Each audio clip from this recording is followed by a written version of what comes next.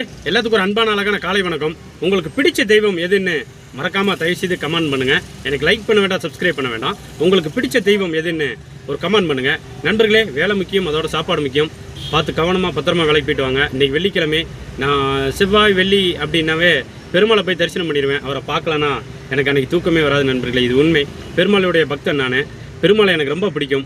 ஒரு தெரியாமையோ அறியாமையோ ஒரு தப்பு தவறு செஞ்சிருந்தாலும் நான் போய் மன்னிப்பு கேட்பேன். இறைவா, நாராயணா, கோவிந்தா, சீனிவாசா, வெங்கடேஸ்வரா, நான் தெரியாமல் அந்த தப்பை பண்ணிட்டேன், என்னை மன்னிச்சிரு இறைவா, இனிமேல் அந்த தவறை நான் செய்ய மாட்டேன் அப்படின்னு மன்னிப்பு கேட்பேன் நண்பர்களே. இது உண்மை.